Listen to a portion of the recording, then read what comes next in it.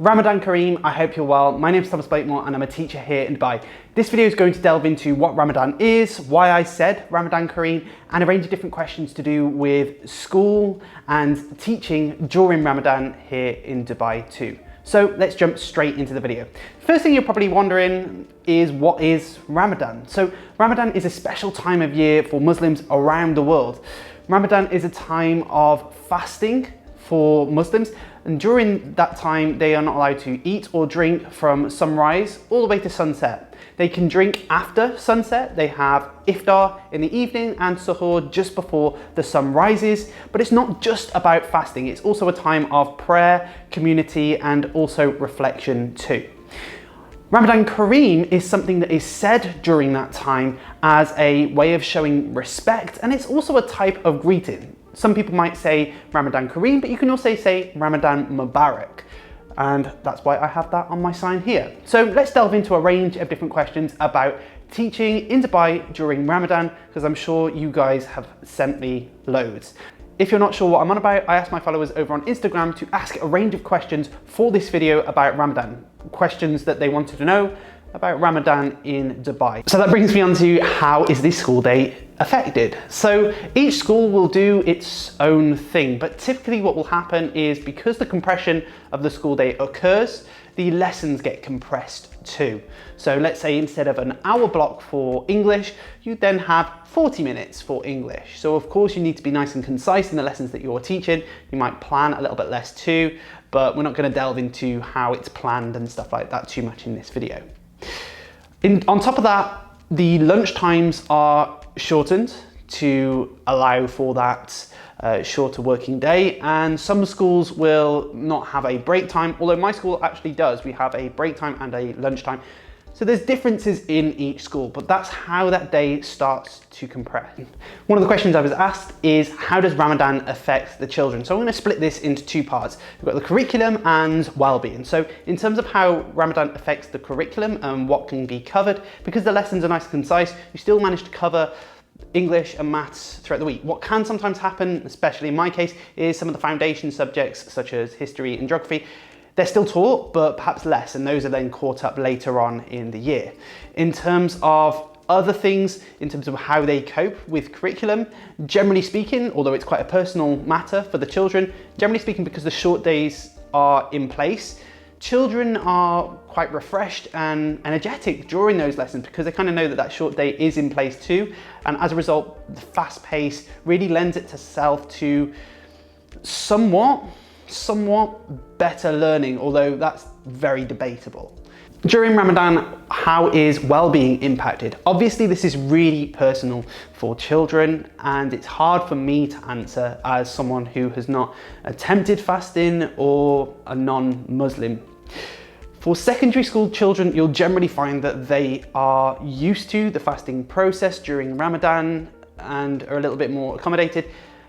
Generally, tiredness isn't too much of an issue because of the shorter days, but I teach year 3 and some children do choose to fast during Ramadan in year 3. It's a completely personal choice. Parents are accommodating. Generally what will happen is children either choose to fast throughout Ramadan. Some children will choose to fast during Ramadan and then opt out later on, depending on how they're feeling, and that's normal too. The school really try to accommodate those children who are fasting in a range of different ways, which we're going to get into in the next question. So yeah, next question is, how do schools accommodate those children who are fasting? There are many different ways that schools choose to accommodate those children who are fasting. First one is, if you do have a child who is fasting in your class, you're not to eat and drink in front of them, because, well, it's not very respectful. My class in year 3, because we do have fasting children, will leave their bottles outside, and if they do need a drink of water, they're actually amazing with it. They'll just say, oh, I'm just going to go and get a drink, and off they go to go and get a drink, and that might be after break time too. And then when it comes to snack times, they will have a separate area where they go and have their snack. And those children who are having who are fasting, are going to go into a separate room to sort of have their break times there, so that they're not surrounded by individuals who are eating. So that's how break times are separated, and obviously they don't need to go outside. Dubai is an extremely hot place, especially this time of year, so it would be unfair for them to go outside into the heat where they would feel quite dehydrated. In addition to that, PE is more of a relaxed style. They don't have to participate in PE. Some children do and might choose to do some yoga, meditation, other things like that, but they don't have to take part in PE because, again, physical activity is going to lead to dehydration, which is, again, unfair. So that's a range of different ways that there are accommodations for children when it comes to Ramadan in schools. The next questions are about what happens with teachers during Ramadan. So are there meetings after school? There's not meetings after school in Dubai during Ramadan. What happens is the meetings take part during the day. So we will still have our year group meeting during the school day. And then also there are those times where we will have other meetings, such as pupil progress meetings at other points throughout the day too. So there's some slight adaptations there. I did receive a question which was, am I fasting? And the answer, of course, to that is no.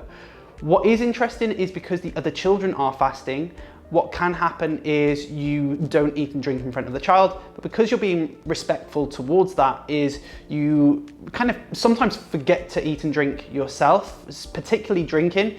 For example, if I take a flask of tea to school, I'll leave that out of the classroom and it comes to the end of the day and I haven't drank that. Whereas normally, throughout the day, I'd take sips of that drink. It's one of those things, but it's not really that much of a big deal. And it's definitely not fasting.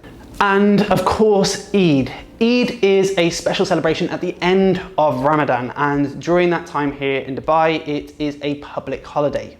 One of the questions is, how long is Eid here in Dubai as a public holiday? This is so hard to answer because every Eid is different. Sometimes it's 5 days, other days it's 7 days. It just completely varies and it's a bit of a hard one to answer. Generally, you'll find that you have at least 3 days after the weekends or before the weekends. It depends how it works out because Ramadan falls on a different time each year and Eid falls on a different time each year too. So it's hard to answer that one. Some years I've had a week, other years I've had 5 days. So you always cross your fingers for a week, but 5 days is completely acceptable too. And it's always nice to just have a break. That brings me to the end of the video about Ramadan in schools here in Dubai. I've left these on the table. These are my guides about teaching in Dubai, and I highly recommend you go and check them out on my website. The website is called Teachtraveltriumph.com. I've got this website, which is going to help you find a job here in Dubai. And then this one is a guide to help you in the process of moving to the UAE too. So if you haven't had a chance to go and check those out, go and do that. They're really helpful and have helped hundreds of teachers to get a job teaching over here in Dubai too. Hope you've enjoyed the video. If you haven't already had a chance to go and subscribe to the channel, make sure you go and do that. And while you're at it, like the video too. Hopefully I'll see you in the next one. Until then, I'm out.